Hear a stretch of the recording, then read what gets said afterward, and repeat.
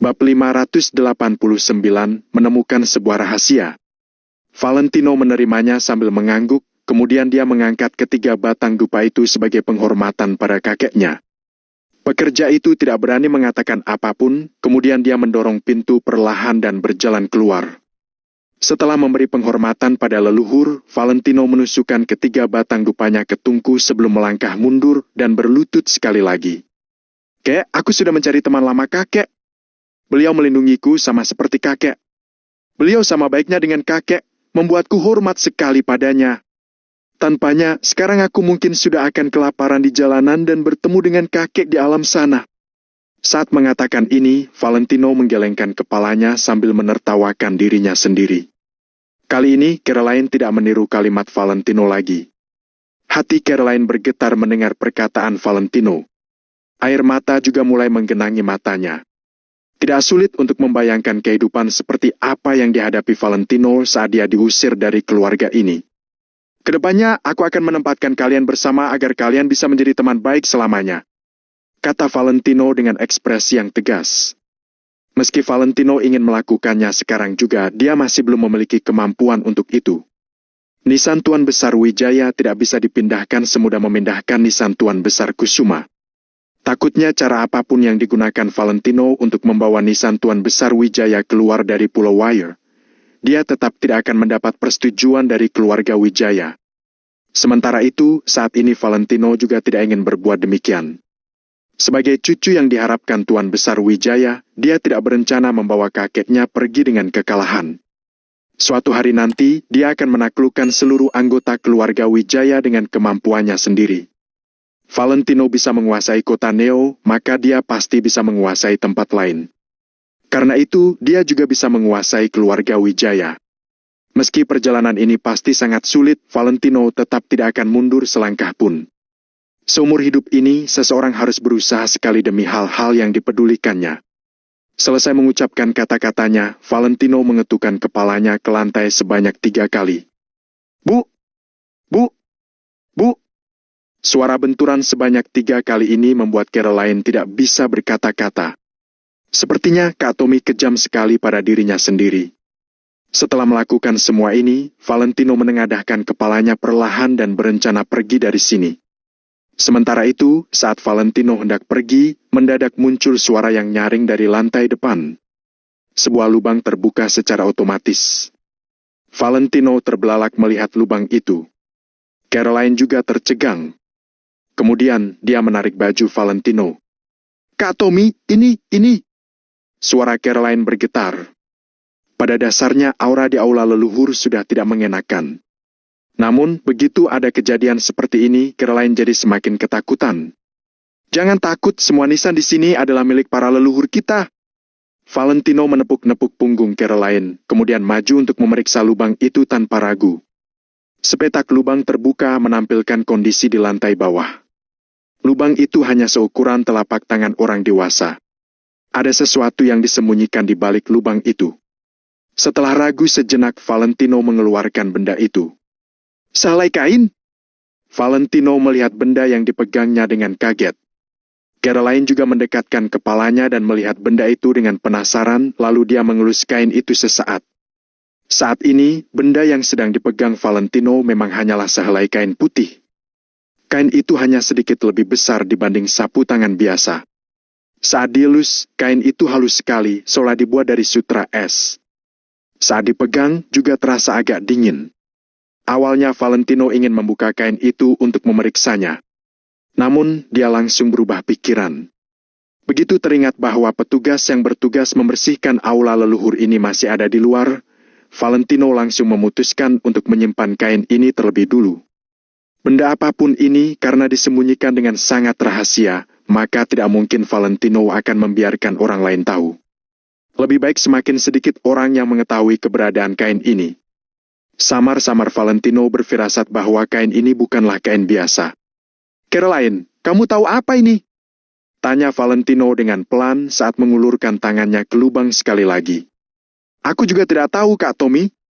Aku tidak tahu kalau di sini ada tombol tertentu," kata Caroline dengan bingung. Valentino meraba-raba lagi ke dalam lubang itu. Kemudian, gerakannya terhenti dan dia menarik tangannya kembali. Caroline segera melihat tangannya Valentino sambil bertanya dengan penasaran. Ada benda menarik apa lagi di dalamnya? Tidak ada lagi, tidak ada apa-apa. Jawab Valentino pelan. Hah, kukira masih ada barang menarik lainnya. Caroline memalingkan pandangannya dengan kecewa. Sementara itu, Valentino menggerakkan tangannya perlahan dan memasukkan sebuah benda yang dijepitnya di jari tangan ke dalam saku bajunya tanpa ketahuan Caroline.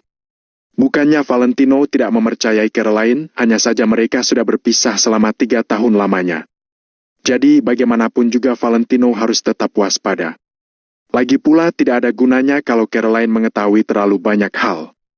Kenapa di sini bisa ada tombol? Valentino bergumam sendiri dengan penasaran saat menjulurkan tangannya kembali.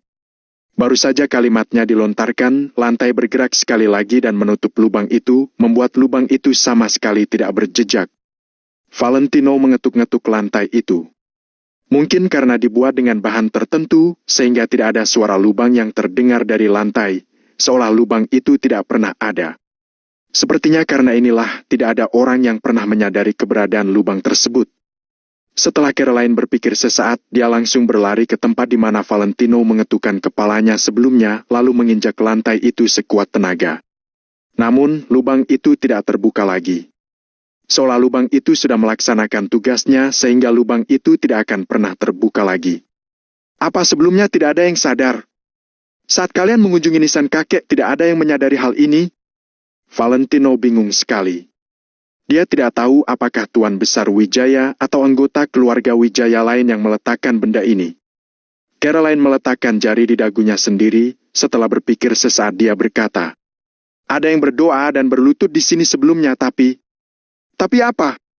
Tanya Valentino.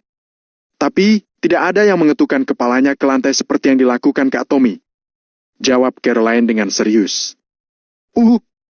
Setelah tertegun sesaat, Valentino batuk-batuk mendengar jawaban Caroline. Tadi Valentino mengetukkan kepalanya tanpa sadar karena terbawa suasana. Tidak disangka, ternyata dia malah menemukan sebuah rahasia. Mungkin ini hanya lelucon yang dibuat orang. Ayo kita pergi. Valentino menoleh melihat nisan kakeknya dalam-dalam sekali lagi sebelum membalikan tubuhnya dan pergi. Kek, kalau ini adalah benda yang kakek tinggalkan untukku, maka kakek tenang saja. Aku sudah mendapatkannya, ujar Valentino dalam hati. Saat mereka berdua keluar dari aula leluhur keluarga Wijaya, keduanya sama-sama tercengang. Saat ini, pintu depan aula leluhur keluarga Wijaya sudah dipenuhi orang-orang. Bagian depan ini jadi dipenuhi kepala manusia yang berdiri menunggu mereka. Para pengawal yang bertugas menjaga aula leluhur keluarga Wijaya kebingungan. Padahal hari ini bukan hari persembahan, untuk apa mereka datang ramai-ramai kemari? Sementara itu orang-orang juga tidak mengatakan apapun. Mereka hanya terus menunggu dengan ekspresi yang penuh antusias. Pada dasarnya, aula leluhur keluarga Wijaya memang terletak di tempat yang agak tinggi. Karena itu, saat ini Valentino dan Caroline yang berdiri di atas tangga melihat lautan kepala manusia. Ada 100, 200, 300, orang-orang yang berkumpul di sini tidak terhitung jumlahnya. Pulau Wayo milik keluarga Wijaya ini luas sekali. Jadi, total jumlah pekerja di sini saja lebih dari 500 orang. Sementara itu, saat ini ada lebih dari setengah jumlah total pekerja yang berkumpul di tempat ini. Begitu melihat Valentino keluar, mulanya orang-orang tertegun. Namun, kemudian mata orang-orang langsung memerah. Tuan Muda Tommy! Teriak seseorang dengan suara rendah, kemudian orang tersebut memungkukan tubuhnya untuk memberi hormat. Tuan Muda Tommy! 300 pekerja lainnya sama-sama memungkukan tubuh mereka sambil menyapa Valentino. Bab 590, dia sudah pergi. Di antara orang-orang ini ada yang tua dan muda, pria dan wanita. Mereka semua, dari tingkat asisten rumah tangga hingga pelayan yang membersihkan jalan, memandang Valentino dengan tatapan gembira. Valentino sudah tinggal di Pulau Waya keluarga Wijaya selama hampir 20 tahun dan orang-orang ini pernah menerima kemurahan hati Valentino. Saat ini, Valentino Wijaya kembali ke keluarga Wijaya. Bagaimana mungkin mereka tidak gembira? Kak Tommy, kakak hebat sekali. Mereka bahkan tidak bersikap hormat seperti ini saat menghadap nenek. Caroline sangat terkejut, dia menatap Valentino dengan penuh kekaguman. Valentino menggelengkan kepalanya perlahan, lalu berkata sambil tersenyum. Bangunlah, kalian tahu aku tidak menyukai hal seperti ini. Baik Tuan Muda Tommy. Mereka semua serentak berdiri dan masih memandang Valentino dengan tatapan gembira. Mereka sangat ingin menanyakan kondisi Valentino, tapi mereka sadar akan posisi mereka. Bi, sudah 3 tahun berlalu, tapi Bibi masih tampak begitu awet muda. Si gendut juga berubah menjadi kurus sekali. Paman, kurangilah merokok, jari-jari paman menghitam. Kak. Valentino melihat-lihat seisi ruangan sambil tersenyum, memandang sekilas wajah-wajah yang familiar itu, lalu menyapa mereka satu persatu. Kerumunan orang itu pun semakin bersemangat hingga berlinang air mata kebahagiaan. Dari begitu banyak anak di keluarga Wijaya, hanya Valentino seorang yang bisa mengingat nama keluarga orang-orang ini dan memperlakukan mereka dengan setara. Di saat yang bersamaan, di Pulau Wire keluarga Wijaya, banyak anggota keluarga Wijaya sedang menunggu Valentino untuk datang mengunjungi mereka. Bagaimanapun juga mereka adalah para tetua. Valentino, sebagai generasi yang lebih muda dan tidak pulang selama 3 tahun, pasti harus mengunjungi dan memberi salam kepada mereka. Oleh karena itu, orang-orang ini sama sekali tidak terburu-buru dan menunggu dengan senang hati di rumah. Bagaimana kalau Tommy Wijaya sekarang berkuasa? Bagaimana kalau Tommy Wijaya sekarang adalah pewaris keluarga Wijaya? Kamu akan selalu menjadi junior di depan kami. Generasi muda harus hormat pada generasi yang lebih tua. Namun selanjutnya mereka baru menyadari bahwa mereka terlalu banyak berpikir. Setelah Valentino pergi ke aula leluhur keluarga Wijaya untuk memberi hormat kepada mendiang Tuan Besar Wijaya, dia keluar untuk menyapa beberapa pelayan yang menemuinya, lalu langsung kembali ke kediamannya. Benar, dia tanpa ragu langsung kembali ke kediaman lamanya. Jangankan mengunjungi mereka, dia bahkan tidak memiliki niat untuk pergi menyapa mereka. Bahkan Nyonya Besar Wijaya sekalipun, Valentino juga tidak pergi menemuinya. Sekarang semua anggota keluarga Wijaya pun tercengang. Apa maksud Tommy ini? Dia menjadi seekor anjing liar, tapi keluarga ini sekarang bersedia membiarkan dia kembali. Bukankah seharusnya dia memperbaiki sikapnya, berbicara dengan baik kepada anggota keluarga Wijaya, bersikap patuh dan hormat? Apa maksudnya sekarang ini? Atau apakah dia mengira bahwa karena sekarang dia adalah pewaris keluarga Wijaya, dia bisa melakukan apapun yang dia inginkan? Tidakkah dia tahu bahwa pemilihan kepala keluarga Wijaya memerlukan suara banyak orang? Sekarang dia tidak berhubungan baik dengan anggota keluarga Wijaya, lantas siapa yang akan memilih dia kelak? Untuk sementara waktu, banyak orang di keluarga Wijaya tidak bisa duduk diam saja. Mereka semua merasa kalau Tommy ini terlalu arogan. Bahkan Caroline juga cukup bingung. Kakak, apakah kakak sungguh tidak akan menemui mereka? Caroline tampak kecil seperti serangga, mengikuti Valentino begitu lekat di belakang. Valentino menggelengkan kepalanya perlahan dan berkata, Kenapa aku harus menemui mereka? Buang-buang waktu. Kalau kami harus bertemu, mereka bisa langsung datang menemuiku, bukan menungguku mencari mereka. Kata-kata ini agak sukar dimengerti, Caroline tidak memahaminya untuk sesaat. Tapi, Kak Tommy akan menjadi kepala keluarga Wijaya kelak dan posisi kepala keluarga memerlukan suara banyak orang. Kalau kakak tidak berhubungan baik dengan mereka sekarang, aku khawatir mereka tidak akan mendukung kakak ketika saat pemilihan tiba. Caroline tetap heran. Dia juga merasa bahwa Valentino yang sekarang agak terlalu sombong. Mereka yang semestinya mendukungku akan selalu mendukungku. Mereka yang tidak semestinya mendukungku, bahkan kalau aku berlutut kepada mereka sekalipun, mereka sedikit pun tidak akan mendukungku. Mereka hanya akan semakin menolakku. Hal yang paling penting, kalau aku harus bergantung pada kemurahan hati mereka, lalu baru bisa mengambil alih keluarga Wijaya. Takutnya, aku akan membuat kakek sangat kecewa. Setelah Valentino mengucapkan kata-kata ini, sudut bibirnya menunjukkan senyum penuh arti. Valentino sungguh tidak peduli dengan apa yang diberikan orang lain. Kak, aku masih tidak mengerti. Caroline menggoyang-goyangkan kepala kecilnya. Kamu tidak harus mengerti. Kamu hanya perlu mengingat bahwa aku akan selalu menjadi kakakmu. Valentino menoleh dan menatap Caroline dengan serius. Ya? Caroline menganggukkan kepalanya dengan berat. Setelah itu, mereka berdua berpisah, Valentino berjalan ke kediaman lamanya. Rumah ini bersih, perabotannya masih sama seperti sebelumnya, bahkan sebuah botol biasa pun masih berada di tempat aslinya. Para pelayan memberitahu Valentino bahwa selama 3 tahun, Caroline lah yang membersihkan tempatnya. Dia sesekali akan datang untuk membersihkan rumah ini. Caroline juga berkata kepada para pelayan bahwa kakak Tommy pasti akan kembali. Gadis ini penuh perhatian. Valentino tersenyum ringan dan memasuki rumah. Beberapa orang dari keluarga Wijaya sombong dan arogan menunggu Valentino untuk menyapa mereka. Kalau Valentino mengatakan dia tidak akan menemui mereka, dia benar-benar tidak akan menemui mereka. Mereka yang tidak bisa menahan diri secara alami akan datang mencari Valentino. Oleh karena itu, Valentino sama sekali tidak terburu-buru. Di kota Neo, rumah sakit rakyat. Pagi-pagi sekali, Bobby dan Davin tiba di rumah sakit dengan tergesa-gesa. Bobby dan Davin sambil diikuti oleh beberapa staf firma hukum yang sangat profesional, memegang bukti perjanjian yang sudah mereka buat semalaman. Orang-orang ini sudah menerima banyak keuntungan dari Bobby. Bobby juga berjanji akan memberikan lebih banyak keuntungan setelah masalah ini selesai. Mereka tentu saja akan berusaha keras untuk melayani Bobby. Apakah kalian yakin masalah ini akan baik-baik saja? Tanya Bobby dengan cemas sebelum memasuki rumah sakit. Jangan khawatir, Pak Bobby. Selama Angel dan David menandatangani ini seperti yang Bapak katakan, mereka akan menyerahkan sengketa properti keluarga, lalu mereka bisa pergi ke notaris untuk membuktikannya kelak. Ucap seorang pengacara berkacamata sambil mengangkat bingkai kacamatanya. Seorang pemuda di sebelahnya juga mengangguk dan berkata, Bagus. Masih ada saham yang dipegang Nyonya Besar Kusuma. Dia sekarang lumpuh, jadi kita tidak memerlukan tanda tangannya. Kita hanya perlu menekan sidik jarinya untuk menyelesaikan sertifikasi. Selama Pak David tidak memiliki masalah dengan surat wasiat yang sudah kita buat ini, kita bisa langsung mengambil sidik jari Nyonya Besar Kusuma. Setelah mendengar mereka berdua berbicara seperti ini, Bobby dan Davin sangat bersemangat dan segera memasuki rumah sakit. Kali ini mereka bertekad untuk menang.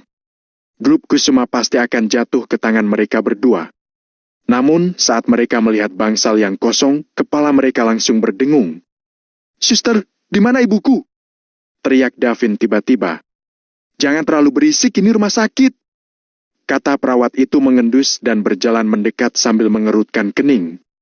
Rumah sakit sialan, ibuku dirawat di sini. Dia menghilang dan kamu masih melarangku untuk berteriak. Davin berteriak sambil memelototi perawat itu. Perawat itu menatap Davin dengan tatapan yang agak menghina dan berpikir kamu masih sadar bahwa Nyonya Besar itu adalah ibumu. Nyonya Besar berada dalam kondisi kritis sepanjang malam. Hanya ada 3 orang dari keluarga lain berjaga di sini, Davin dan yang lainnya tidak ada. Pihak rumah sakit juga bisa menilai. Pasien sudah pulang. Jawab perawat itu dengan santai. Bab 591 bahaya di dalam kegelapan. Apa? Bobby bersenandung dalam benaknya dan berkata dengan marah. Dia sudah keluar dari rumah sakit. Kenapa kita tidak tahu? Siapa yang mengizinkanmu membiarkannya keluar dari rumah sakit? David dan Angel adalah anggota keluarga pasien, bukan? Keluarga pasien meminta, apakah kami masih bisa menahan kalian? Perawat berkata dengan nada yang kasar, lalu berbalik dan pergi dari sini.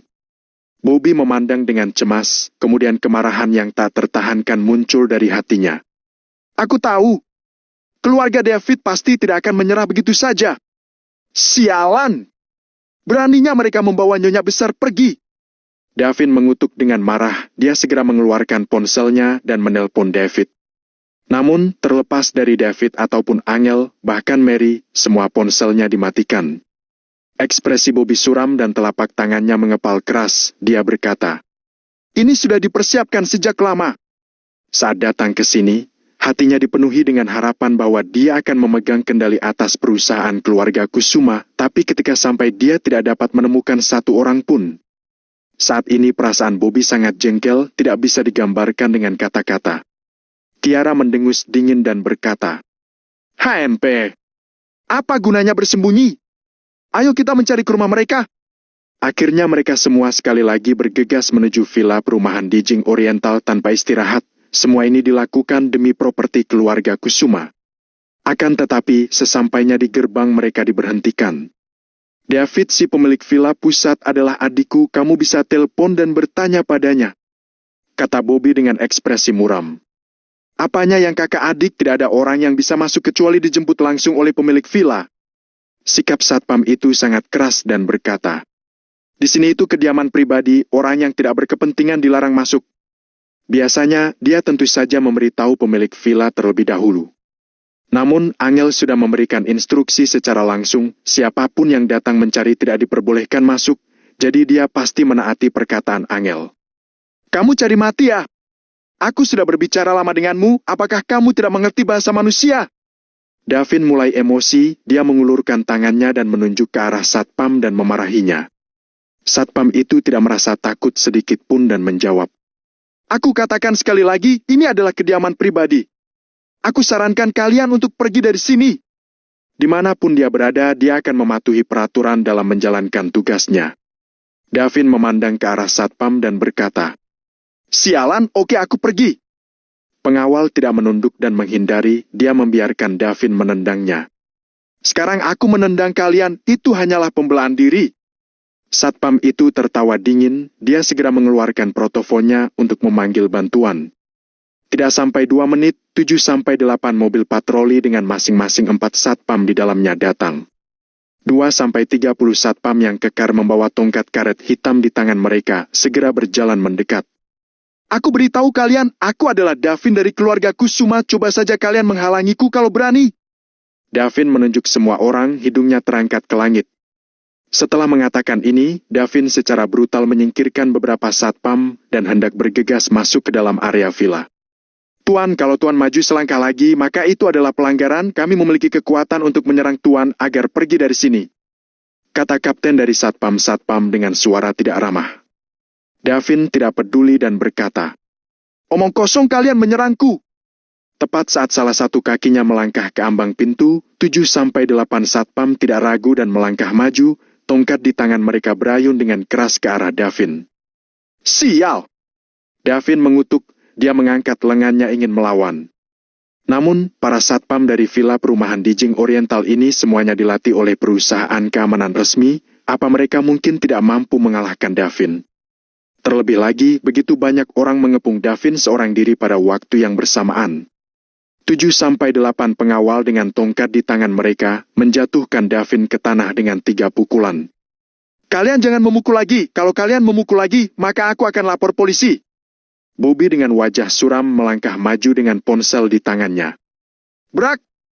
Pengawal yang sudah ditendang sebelumnya itu menyapu tongkatnya ke seberang ruangan, ponsel Bobby langsung terlempar sejauh belasan meter.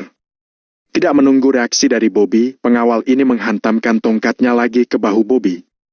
Bobby orang yang berpendidikan ini, bagaimana bisa menahan serangan seperti itu, dia pun segera menundukkan tubuhnya dengan sungguh-sungguh. "Kalian mau lapor polisi? Kami juga sedang bersiap lapor polisi, kalian yang menerobos masuk dan memukuli orang, bukan?" Setelah mengatakan ini, pengawal benar-benar mengeluarkan ponselnya dan menelpon ke 112. Dalam hal ini, mereka berada di pihak yang benar. Bobby juga mengetahui kalau dirinya salah, Davin dan Bobby segera membantu satu sama lain meninggalkan tempat ini. Kalau tidak, berada di dalam kantor polisi selama beberapa hari, sejujurnya agak tidak layak. Di luar villa perumahan di Jing Oriental, 2 mobil baru dengan pelat sementara terparkir santai di pinggir jalan. Saat melihat Bobby keluar, seorang anak muda dengan bekas luka di wajahnya duduk di kursi penumpang sambil mengeluarkan cibiran menghina. Bekas luka mengerikan di wajahnya bergerak-gerak kecil, terlihat lebih mengerikan dan menjijikan. Anak muda ini adalah orang yang sama dengan yang muncul di kota Neo kemarin. "Bos, sekarang Valentino tidak bisa ditemukan, keluarga Angel tidak kunjung keluar, kenapa kita tidak menangkap orang-orang ini dulu saja?" tanya sopir dengan suara berat. Anak muda itu mengulurkan tangannya, menyela perkataan sopir. "Valentino dan beberapa orang ini asing, bahkan kalau aku membunuh mereka, Valentino juga tidak akan merasa cemas. Jadi, kejadian ini tidak akan berarti apa-apa. Hal yang paling menyakitkan yang bisa terjadi pada seseorang adalah segala sesuatu yang dia pedulikan sedikit demi sedikit hancur, meninggalkan luka pada jiwa serta tubuhnya di saat yang bersamaan. Namun, aku hanya ingin Valentino merasakan rasa sakit ini lalu membiarkannya mati dalam rasa sakit ini." Rasa dingin membanjiri mata pemuda itu. Pengalaman seperti ini semuanya bisa dirasakan langsung oleh tubuhnya, tentu saja dia bisa merasakan pukulannya. Namun beberapa hal ini semuanya Valentino yang memberikan kepadanya. Sekarang saatnya Valentino membayar utangnya. Jadi sekarang kita jangan melakukan hal gegabah? Tanya sopir. Betul. Jangan melakukan hal yang tidak berguna. Saat ini Valentino berada dalam posisi yang kuat di kota Neo. Begitu dia menyadari ada suatu kejanggalan, kemungkinan besar kita akan gagal. Jadi aku harus mencari kesempatan yang paling pas untuk mencoba melakukan 1-2 pukulan.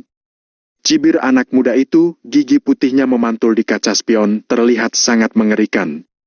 Tunggu dulu. Kalau hingga malam hari mereka tidak muncul, kita akan kembali lalu memikirkan cara lain. Mendengar perintah anak muda itu, beberapa orang mengangguk setuju. Bobby tidak akan pernah membayangkan hal yang mereka lakukan malah menyelamatkan keluarga Angel. Kalau bukan karena menghindari Bobby, keluarga David juga tidak akan bersembunyi di dalam area villa perumahan di Jing Oriental. Kalau mereka keluar, segala sesuatu pasti akan berkembang dengan tidak terduga. Di Pulau Wire keluarga Wijaya. Valentino duduk di tengah ruangan, di depannya tergantung kain persegi seperti sapu tangan. Kain putih ini adalah benda yang dibawa dari aula leluhur keluarga Wijaya. Valentino sudah membentangkan kain itu, awalnya ia mengira akan ada tulisan atau sesuatu di atas kain, tapi hasilnya malah mengecewakan Valentino. Tidak ada hal lain selain beberapa garis yang berantakan.